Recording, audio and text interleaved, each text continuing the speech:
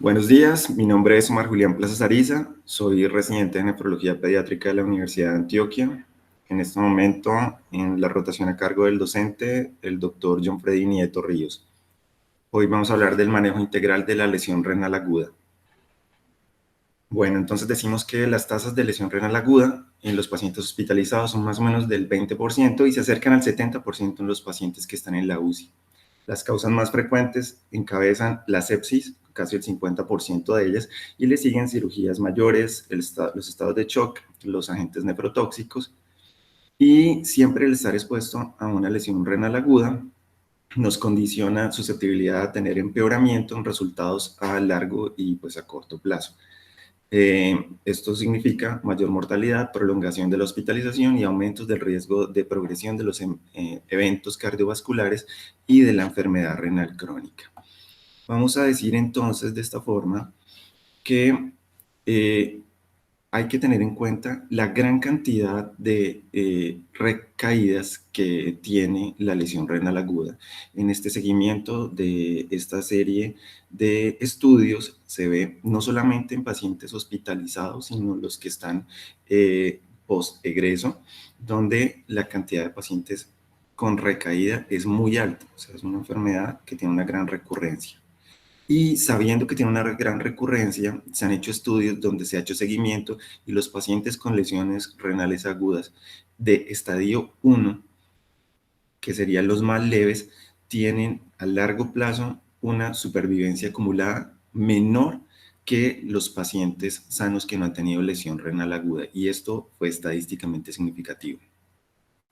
Y peor aún en los adultos, donde la gran carga de comorbilidades significa para ellos una gran incidencia de este tipo de lesiones en pacientes que terminan hospitalizados en una unidad de cuidados intensivos versus la población pediátrica nuestra. Por otro lado, de estos pacientes que tienen lesión renal aguda, también en los adultos es mucho más frecuente terminar en una terapia de reemplazo renal versus nuestra población pediátrica en esta misma situación. Entonces, ¿cuál es la situación? Y lo que hemos venido recalcando, que debemos hacer un diagnóstico precoz y una identificación de los riesgos tempranamente. Entonces, si nosotros podemos encontrar a ese paciente cuando ocurre la injuria y empiezan a suceder las alteraciones a nivel de electrolitos, del equilibrio ácido-base y todo el sistema de inmunidad, entonces podremos evitar evolucionar en cambios sistémicos como la sobrecarga hídrica y al final la enfermedad renal crónica. Es que todo este proceso inflamatorio del que estamos hablando de lesión puede ir no solamente desde la lesión que está ocurriendo en el riñón, sino a nivel sistémico, que pues genera grandes cambios a nivel circulatorio que se ven en el riñón como disminuciones de estas presiones de perfusión, como aumento de las resistencias vasculares renales, como alteraciones en este fenómeno de isquemia-reperfusión, que ahora sabemos que es muy importante en el daño, activación del sistema renina-angiotensina-aldosterona, evolución a necrosis y hallazgos como los que encontramos con cilindros tubulares, con obstrucción tubular, con alteraciones del edema y que en el contexto, por ejemplo, de sepsis, se van a sumar más con las toxinas bacterianas que al final también van a aportar más daño de la microcirculatura, como lo mostramos previamente, lesiones endoteliales, apoptosis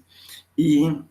si esto le sumamos la carga sistémica con las alteraciones prerrenales, pues va a aumentar mucho más la lesión hipóxica, el estrés oxidativo y todo el sistema de disfunción endotelial por el óxido nítrico que revisamos previamente.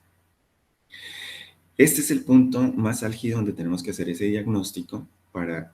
encontrar esta lesión que no se haga subletal, que no cause lesiones definitivas, que no nos vaya a llevar a apoptosis, necrosis, enfermedad renal crónica terminal. Y nosotros, si logramos hacer un diagnóstico temprano, podremos ayudar al riñón a hacer una adecuada regeneración celular.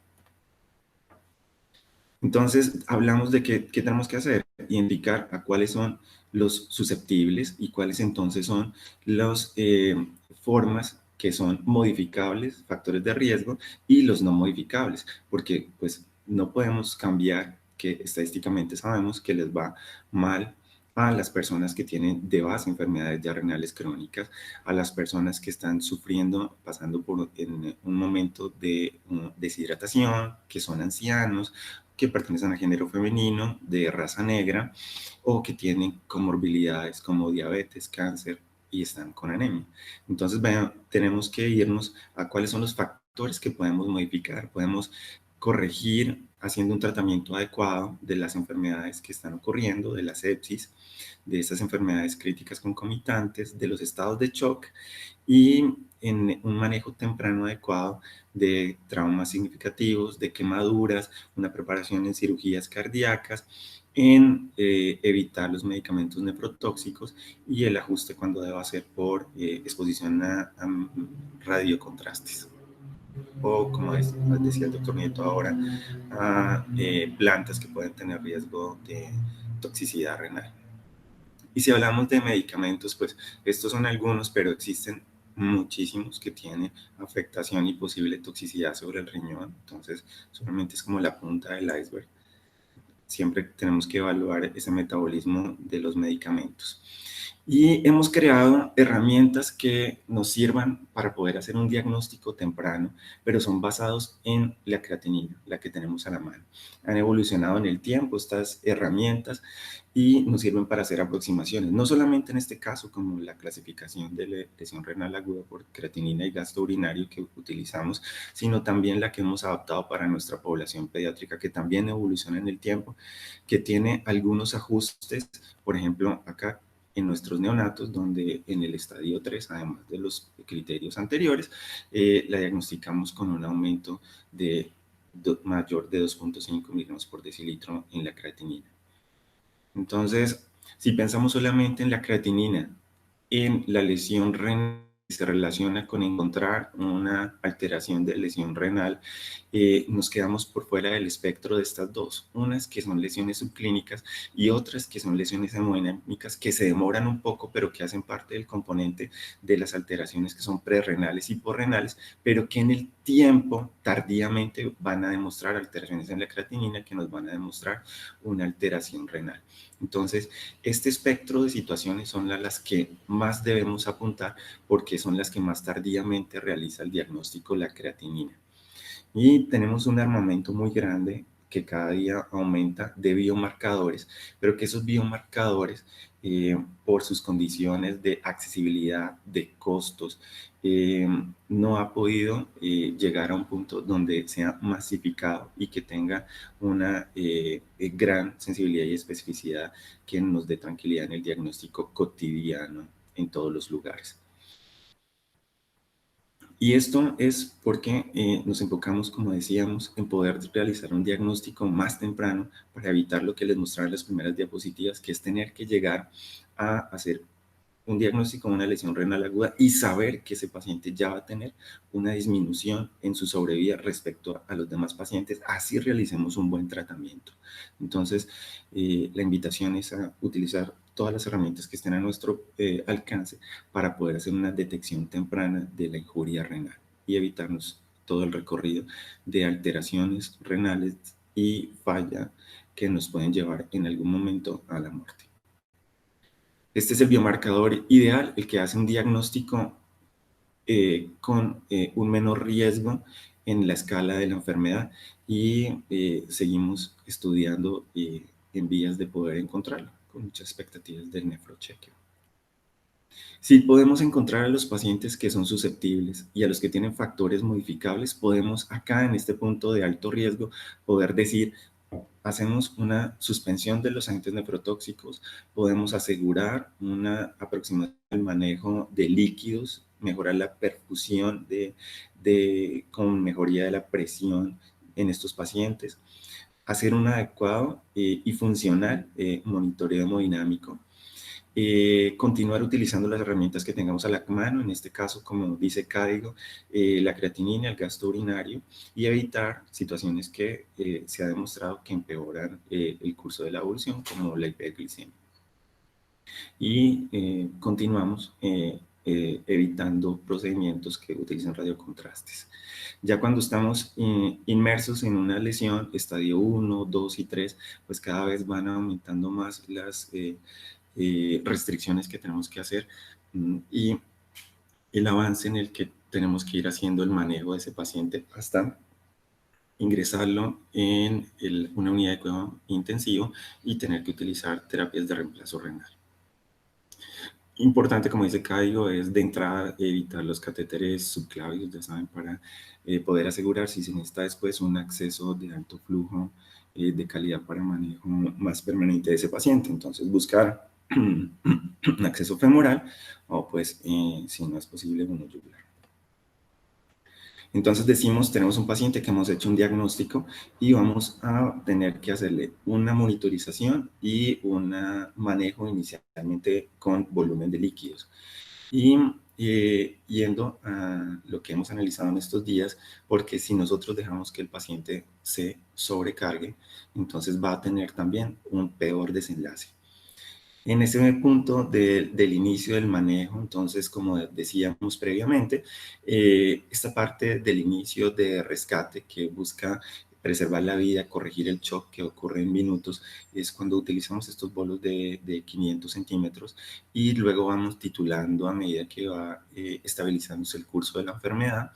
y luego buscar un desescalonamiento del manejo del aporte de líquidos hasta poder dejarlo con una vía oral con los aportes necesarios.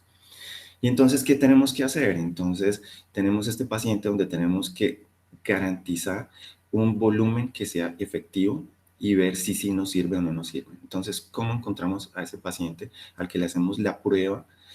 con un volumen que, como dijimos desde la vez pasada, es más o menos de 300 cc de líquido y en el cual tenemos que encontrar como característica una mejoría del gasto cardíaco del 10 al 15%. Entonces, fácilmente tenemos a la mano la prueba de elevación de las piernas, en los pacientes que están en ventilación mecánica, la suspensión y evaluar si hay un aumento que sea equivalente y nos ayuda a identificarlo. Y más allá de eso, pues más complejo encontrarlo, ecocardiografía o, como habíamos dicho previamente, el catéter venoso central que no se ha encontrado que realmente pueda dar una información confiable, pero que seguimos utilizando porque son de las cosas que tenemos a la mano. Y cuando hacemos la evaluación de la sobrecarga, entonces siempre estamos mirando cómo evoluciona nuestro paciente. Entonces, en el examen físico, ¿qué estamos escuchando? Le estamos escuchando estertores, unos crépitos que nos indiquen sobrecarga en ese pulmón, cómo evoluciona el aumento de peso, cómo está el balance de líquidos. En la radiografía encontramos signos de sobrecarga, cómo están nuestros índices de oxigenación y los parámetros ventilatorios de ese paciente. Y ya pruebas más específicas, una ecografía pulmonar, un ecocardiograma, cómo está la presión intraabdominal y la bioimpedancia, que nos ayudan a optimizar ese diagnóstico. Pero, de hecho, como les decía, siempre los primeros son los que tenemos al lado de la cama del paciente para poder evaluar si lo estamos sobrecargando o no. Entonces, ese paciente que es candidato a fluidoterapia, que ha tenido una respuesta inicial que nos asegura que podemos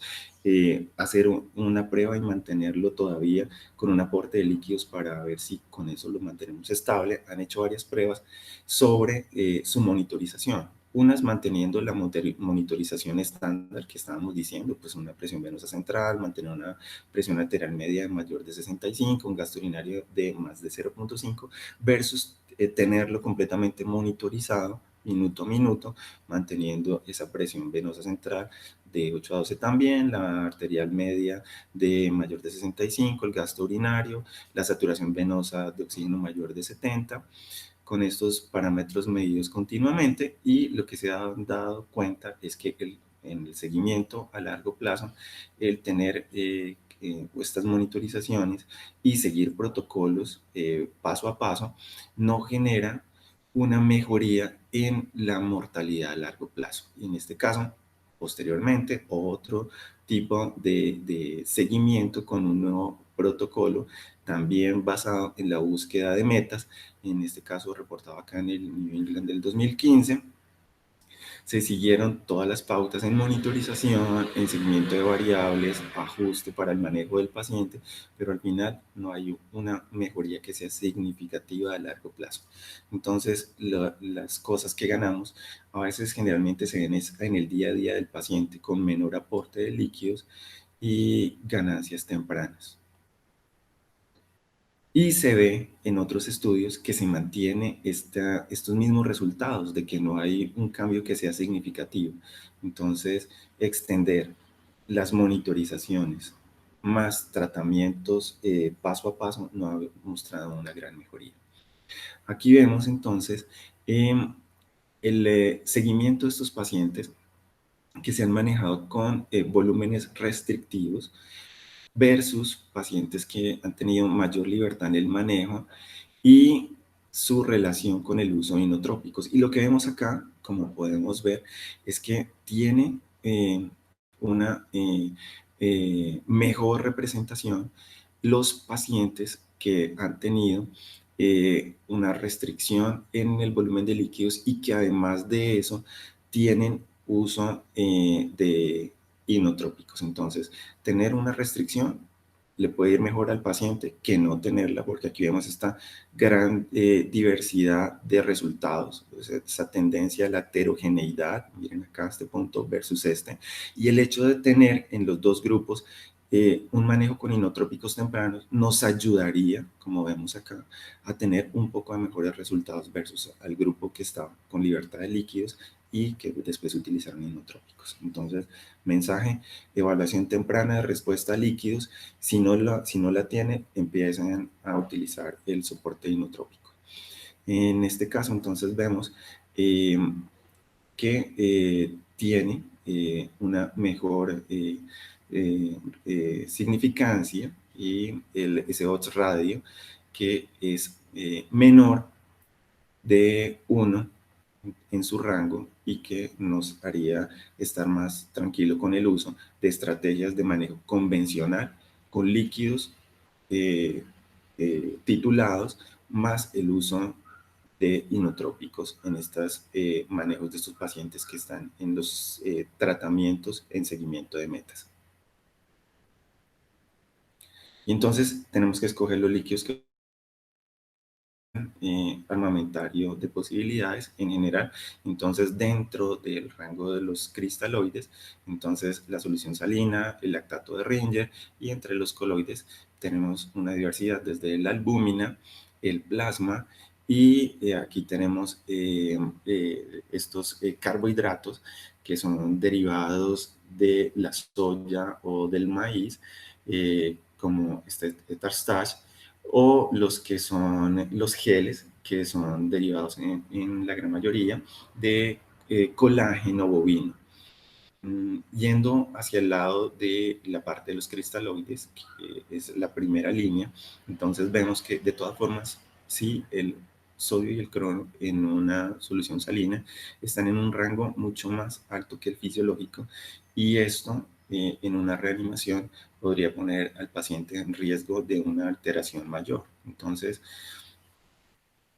viendo las posibilidades entre tener que decidir entre una reanimación con un cristaloide, por ejemplo, han hecho pruebas, en este caso con solución salina y albúmina, no han visto unas diferencias que sean significativas a largo plazo en la sobrevida de ese paciente. Sin embargo, como vemos acá en el manejo día a día, lo que sí han visto es una disminución del líquido que se está colocando, entonces menor aparente riesgo de sobrecarga. Pero por otro lado, entonces vemos que las características de riesgo, costo-beneficio también son un punto al otro lado para poder evaluarlo. Aquí entonces podemos evaluar esta respuesta al manejo con este soporte con cristaloides, y vemos que es muy significativo la respuesta que se hace cuando el manejo es adecuadamente titulado. Al final, la recomendación de Cochrane es que no hay una real mejoría en la mortalidad en el seguimiento de estos pacientes, ni a 90 ni a 30 días entre usar los coloides o los cristaloides. Sin embargo, siempre tener en cuenta que puede haber un incremento leve en las necesidades de transfusiones o terapias de reemplazo renal cuando se utilizan estos derivados de carbohidratos para un manejo de una resucitación. Entonces aumentan más los efectos secundarios, entonces no es tan adecuado y de hecho pues no los tenemos disponibles en este momento. Y si nos vamos entonces, como decíamos, a los cristaloides, que serían a nivel de costo-beneficio y menores aparentes efectos secundarios, comparamos una solución salina con un lactato Ringer y con el plasma, la cantidad de electrolitos que tiene,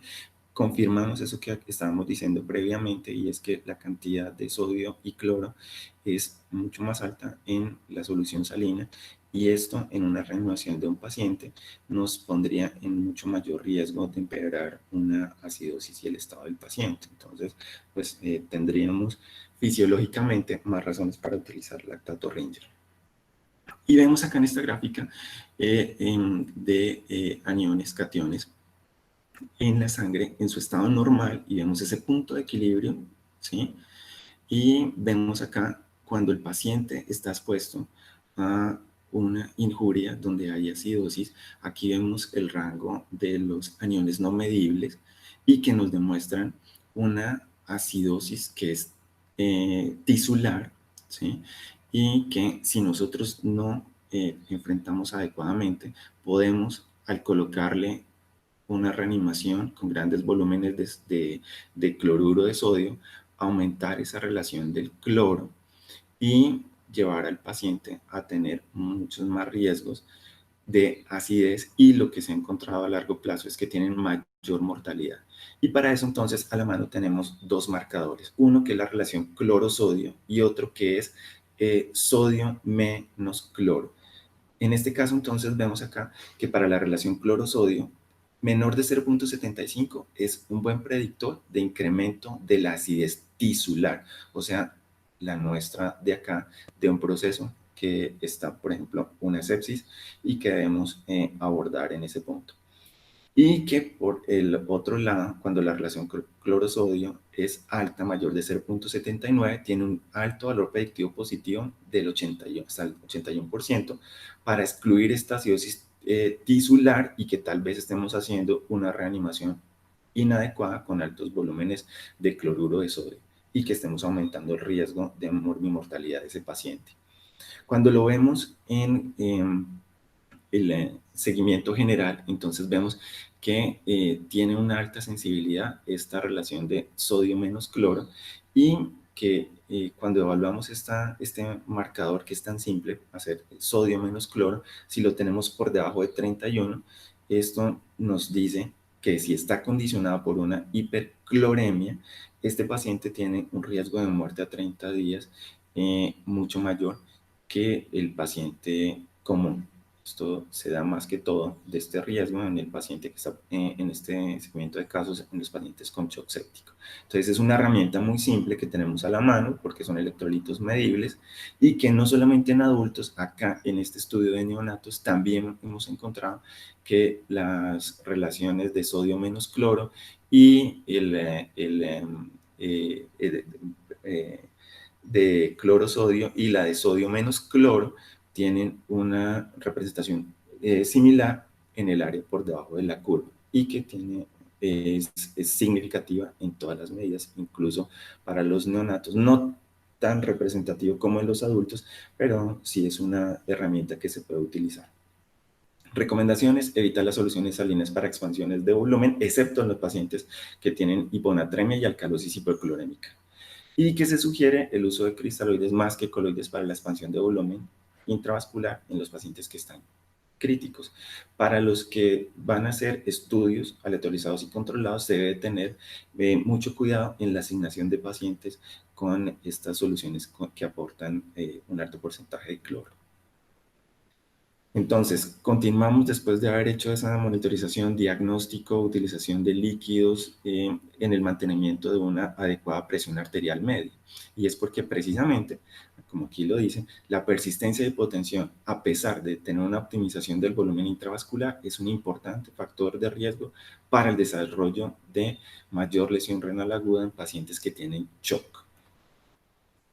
Y entonces acá vemos una prueba con norepinefrina dentro de los vasopresores. Ella respecto a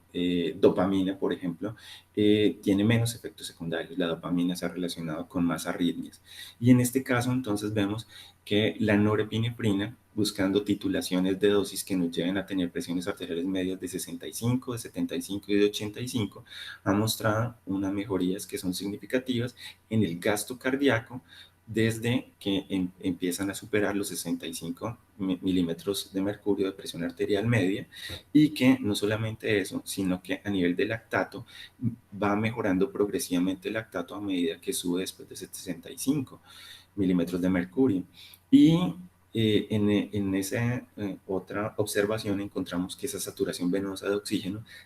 mejora desde 70, que es el punto de corte,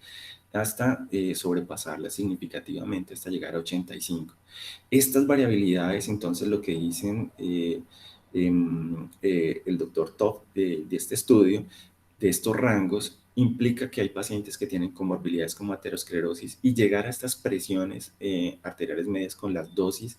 de norepinefrina es variable en cada uno, pero pues hay que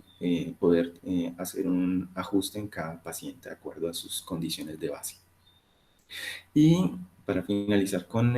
la norepinefrina, entonces decimos que ese índice de flujo microvascular que nos ayuda también, que vimos en la revisión pasada, después de 2.6, a mostrar que el paciente tiene una adecuada capacidad, mejora ese índice de flujo microvascular con la noradrenalina en dosis que superan los 65 milímetros de mercurio de presión arterial media. Entonces aquí ya vemos desde los 75 cómo llegó a 2.7. Y eso, cuando decimos, bueno, si la norepinefrina es buena, tenemos unos rangos que tenemos que buscar de presión arterial media, titulando la dosis. ¿Qué tal si utilizáramos un ahorrador de norepinefrina? Entonces, si sabemos que en las condiciones como sepsis la vasopresina está disminuida, ¿qué tal si se la sumamos a la norepinefrina y vemos resultados? Entonces, han hecho estudios y lo que han encontrado es que hay una mejoría, pero no es realmente significativa. Entonces, la recomendación es, hasta ahora, no utilice como adición vasopresina como ahorrador de norepinefrina. Y acá, entonces vemos, bueno, y entonces, ¿qué dosis deberíamos estar buscando en esa presión arterial media? Entonces, aquí en este estudio, buscaron unas metas de 65 a 70 milímetros de mercurio versus llegar a 80-85 milímetros de mercurio. A largo plazo, como podemos ver acá, no hubo una diferencia significativa en la sobrevivencia de estos pacientes, pero miren acá, tenemos un mayor riesgo, que es muy significativo, de tener fibrilación auricular. Entonces la recomendación es, mejor tratemos de mantenernos en dosis titulables que nos lleven a presiones arteriales medias de noradrenalina que de 65 a 70 milímetros de mercurio, y esto será un rango seguro y eficaz para el manejo de nuestro paciente. Y en la monitorización que tanto hemos estado hablando, pues, ¿qué recomiendan? Pues, después de que hemos hablado de que hay, por ejemplo, mediciones que son continuas, que no nos generan un beneficio a largo plazo, entonces tenemos estos marcadores de evaluación de falla orgánica de sepsis, que empiezan desde el quick, el rápido, que evalúa a nuestro paciente cómo está su frecuencia respiratoria, su estado mental, su presión sanguínea sistólica, y en la secuencia de manejo del paciente, que es todo lo que hemos hecho. Después, en la reevaluación, cambia a un SOFA completo, que implica hacer la PAFI, que implica hacer el seguimiento del paciente, su Glasgow, su presión arterial media, titular los vasopresores, evaluar con lo que tenemos a la mano, que es creatinina, el gasto urinario, y ver otros marcadores que nos sirven para evaluar comorbilidades y de detección temprana de alteraciones, como la bilirrubina, el conteo de plaquetas. Entonces, muy importante aquí, y ya vemos que en este caso se van optimizando las herramientas a la mano. Continuamos entonces con el manejo de nuestro paciente y la siguiente opción es cómo mejoramos y minimizamos la exposición a nefrotóxicos. Vimos ese listado que apenas es una parte muy pequeña y aquí hablando, por ejemplo, de toxicidad de medios de contraste, voy a hablar algo específico y es que siempre buscamos los que sean de osmolaridad baja o isoosmolaridad para que tengan menos afectación sobre nuestro paciente, que buscamos siempre evitar esta secuencia de alteraciones de medio de contraste por sus efectos nefrotóxicos o por las alteraciones sistémicas que nos llevan a disminución del flujo renal y que al final en todas estas condiciones nos llevan a aumento de la osmolaridad, viscosidad sanguínea, alteraciones en la vasoconstricción arterial que provocan aumentos de renina, angiotensina, del óxido nítrico, pero como decíamos siempre del inducible, del I, que es el que genera los cambios más deleterios, y a nivel de los efectos directos nefrotóxicos, pérdida de esa polaridad de membrana en las células tubulares, incremento de la viscosidad del líquido que está tubular, apoptosis, necrosis de las células, incremento de la entrega de sodio y que al final va a ser un círculo vicioso con todas las demás, con aumento de la isquemia que afecta a la médula, lesión tubular y que todo al final nos va a llevar a una alteración con daño de la función del riñón. El diagnóstico ha sido postulado de varias formas, sin embargo, el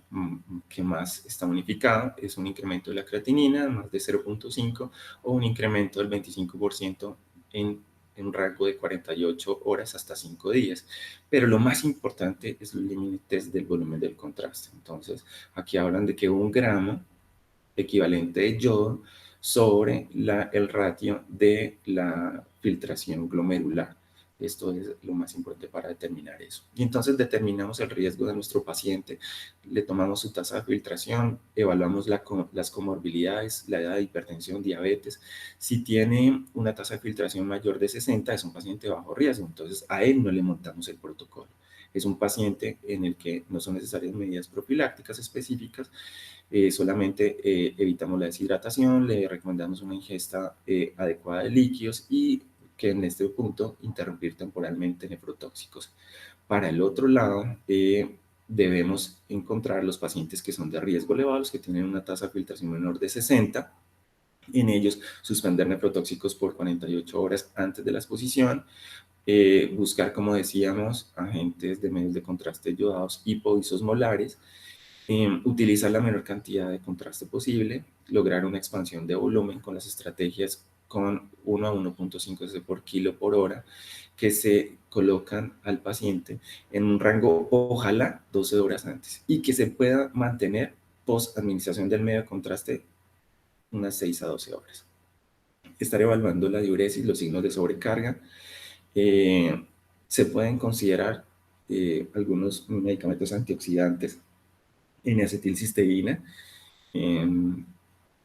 en dosis más o menos de 1200 miligramos 2 veces al día, pero pues que en las revisiones que se han hecho nos han encontrado que realmente tenga un aporte significativo sobre el desenlace de los pacientes y mantener la monitorización del paciente en su función renal por 24 o 48 horas. Entonces decimos, lo hidratamos, buscamos medicamentos, ya sean antioxidantes como la N-acetilcisteína o las estatinas, que si el paciente las está utilizando, se las mantenemos. Buscamos ofrecer al paciente cada vez técnicas de imagen que tengan la menor exposición del paciente, que tengan las características del contraste,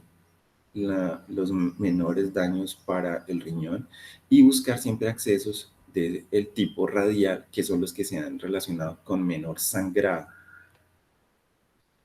Y en los demás medicamentos, por ejemplo, tenemos los aminoglicósidos. Entonces acá tenemos la forma de hacer el diagnóstico evaluando criterios primarios y secundarios. Entre los criterios primarios, una elevación a una lesión renal aguda estadio 2, que es una elevación de 2 a 2.9 veces la creatinina de base. En el caso de los niños,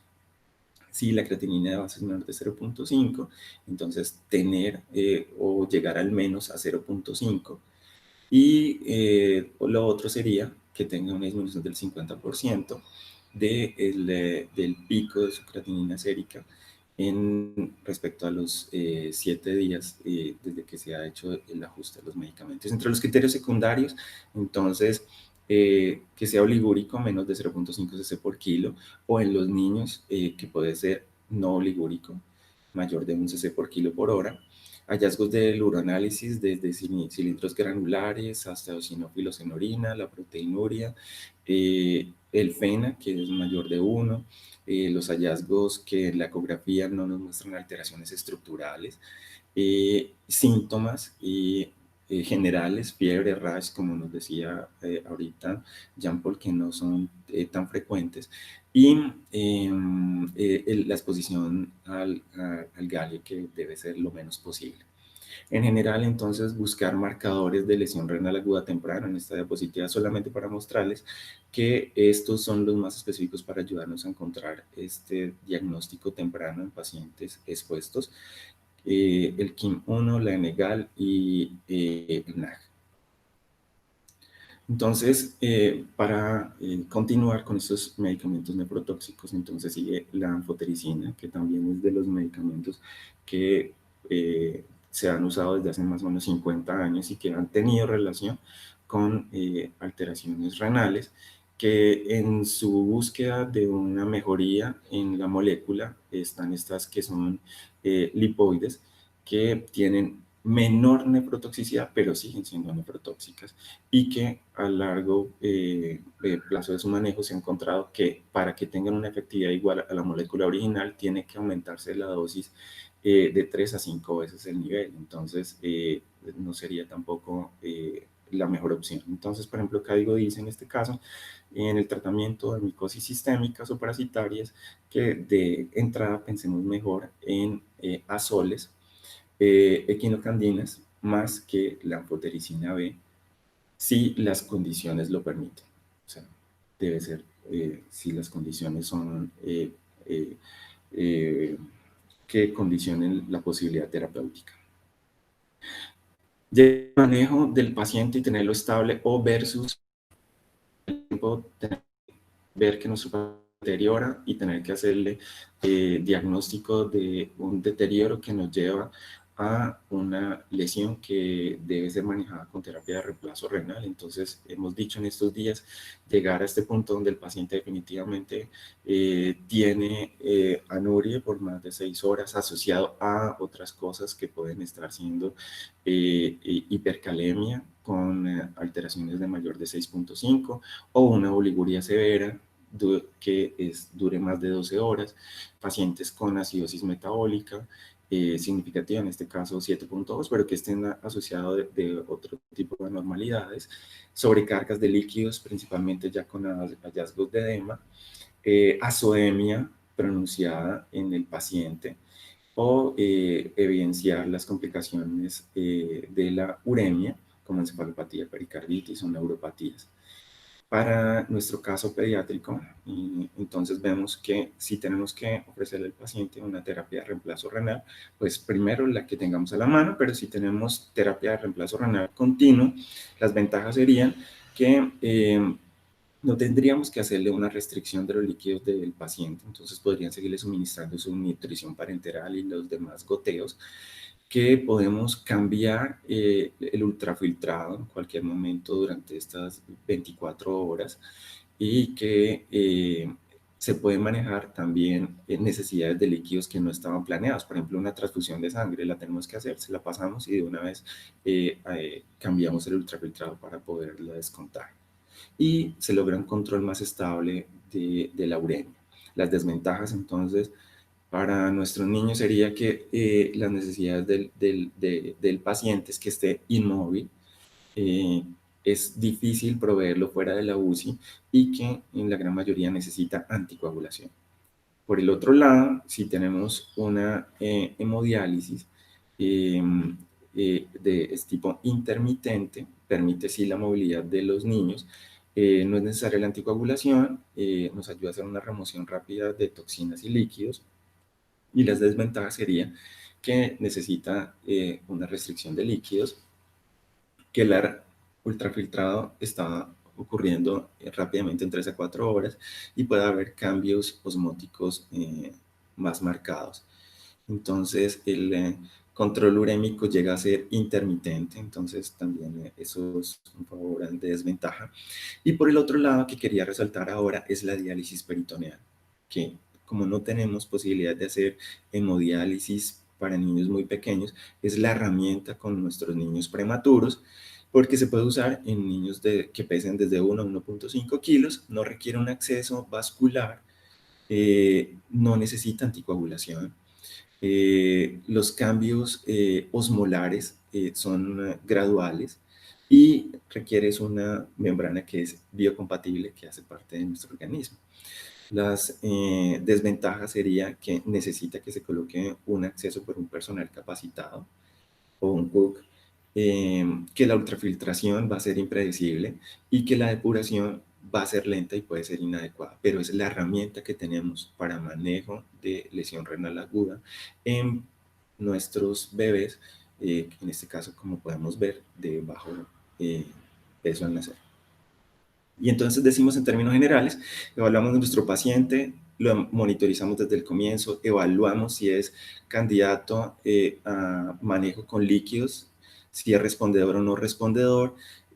si tiene sobrecarga, cómo vamos a hacer ese manejo, cómo vamos a hacer la valoración de el seguimiento de la respuesta al manejo de la sobrecarga, la evolución en los estadios de lesión renal, hasta el punto de tener que tomar la decisión de manejo con diuréticos, de evaluar la respuesta, considerar si no hay una adecuada evolución, terapia de reemplazo renal y al final un paciente que puede tener una respuesta favorable si lo hemos sabido enfocar desde el comienzo. Muchísimas gracias.